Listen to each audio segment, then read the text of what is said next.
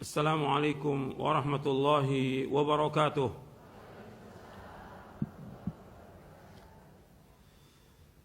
Innal hamdalillah nahmaduhu wa nasta'inuhu wa nastaghfiruh wa na'udzu billahi min shururi anfusina wa min sayyiati a'malina.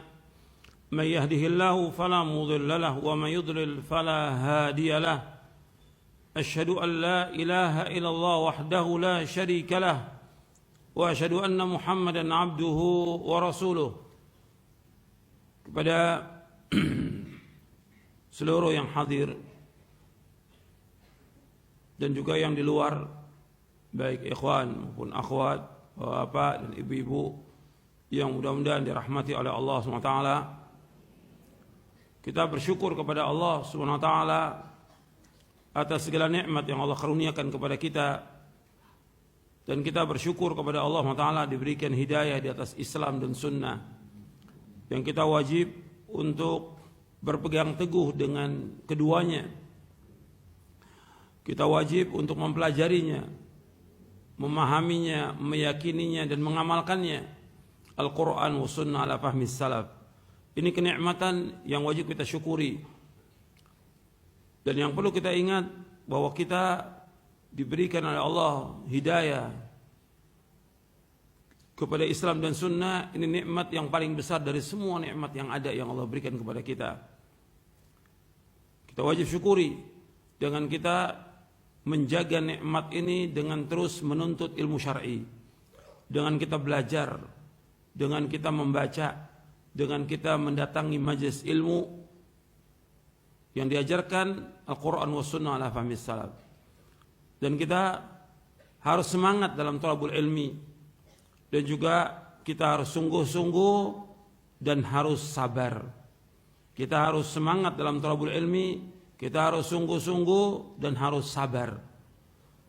Sebab kalau tidak sabar, nggak dapat ilmu selama-lamanya, nggak akan dapat ilmu. Dan perjalanan untuk menuntut ilmu lama dan panjang, nggak bisa sebentar, nggak bisa asal ngaji, nggak bisa.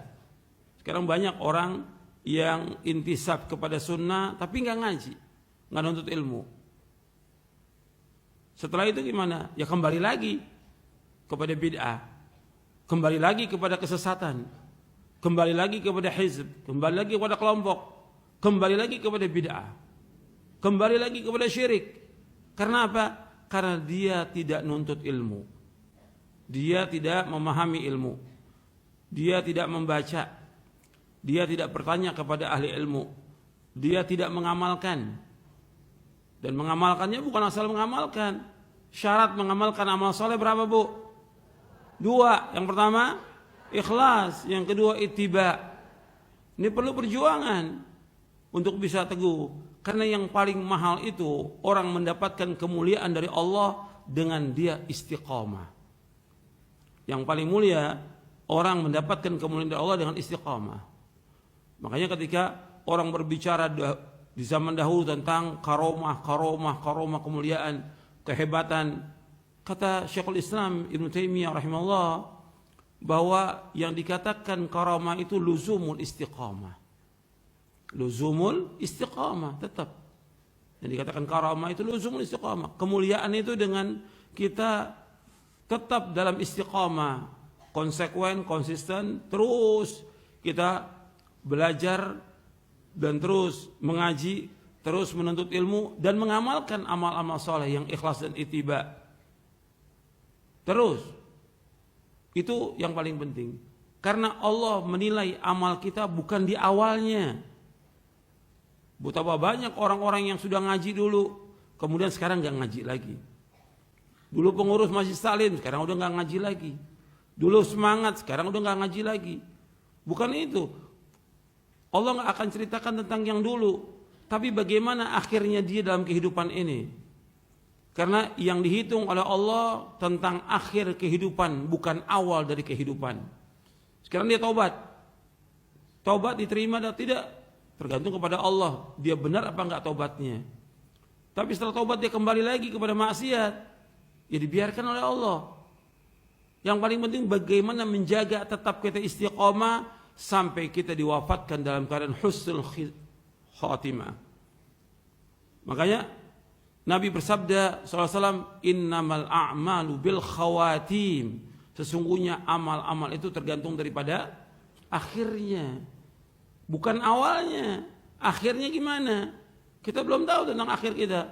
Tapi kalau kita terus mengaji, menuntut ilmu, memahami, mengamalkan, dan kita berusaha dengan sekuat tenaga untuk berubah kepada yang lebih baik, pasti Allah akan rubah. Innallaha la yughayyiru ma biqaumin hatta yughayyiru ma bi anfusihim. Allah enggak akan merubah satu kaum sampai Allah merubah apa yang ada pada mereka. Akan dirubah kita kepada yang lebih baik. Tapi terus banyak orang yang ngaji, dia sekedar ngaji, enggak berusaha untuk merubah. Sebagaimana dulu dia datang ke pengajian, ya sekarang begitu juga, enggak ada perubahan. Saya ingin dari kajian ini ada perubahan. Perubahan dalam masalah akidah, perubahan dalam masalah ibadah, perubahan dalam masalah kita membaca Quran.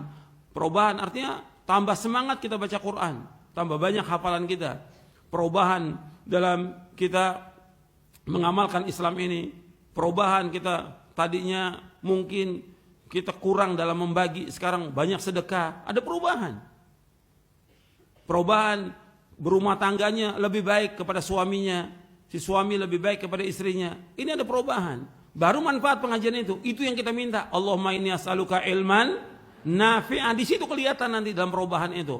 Ya Allah, kumohon kepada Engkau ilmu yang bermanfaat. Wa rizqan thayyibah, rezeki yang halal. Wa amalan mutaqabbal, amal yang terima.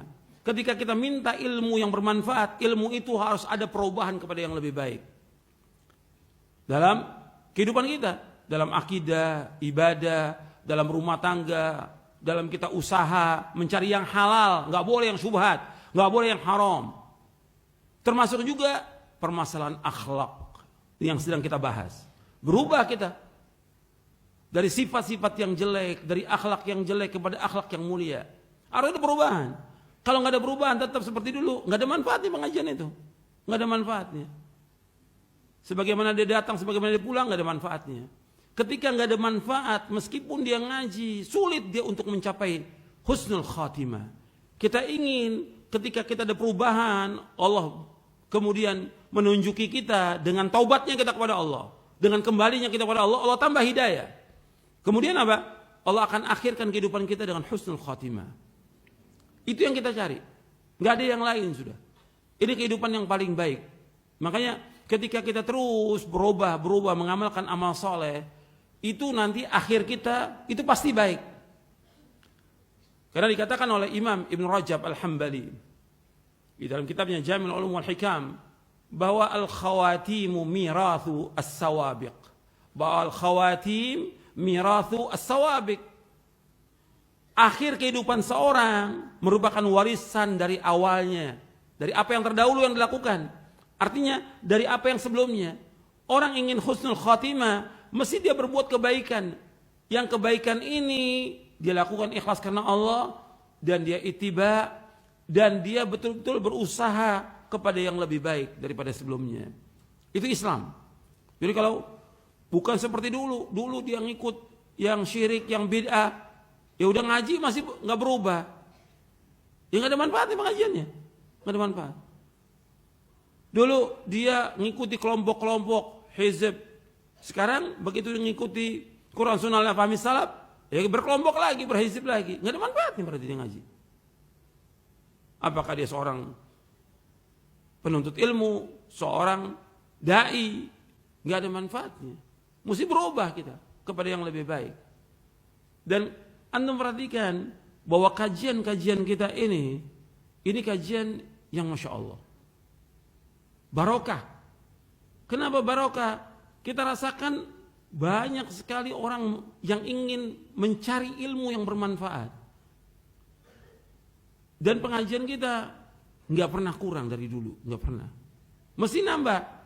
Akhirnya masjidnya nggak muat. Solusinya gimana? Ya beli tanah, bangun masjid. Itu perhatikan tuh. Harus kita punya yang besar.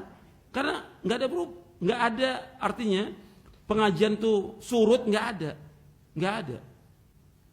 Saya sudah lama untuk berdakwah ini, setiap kajian ini nggak pernah namanya berkurang, nggak pernah. Karena orang terus pengen tahu, karena dakwah ini dakwah fitrah. Dakwah ini dakwah fitrah. Atau orang awam pengen ngaji. Kenapa? Nggak ada beban, karena semuanya mudah. Nggak ada yang sulit dalam kita beragama. Yang ini yang harus kita jalankan ini. Bagaimana pengajian ini bisa terus berkembang, karena bermanfaat buat kita pribadi, buat istri, buat suami, buat anak, buat orang tua, buat keluarga, sanak famili, buat masyarakat, dan buat bangsa dan negara. Bahwa kajian-kajian kita bermanfaat buat bangsa dan negara. Justru orang berubah menjadi baik. Dan itu luar biasa dalam perjalanan dakwah ini.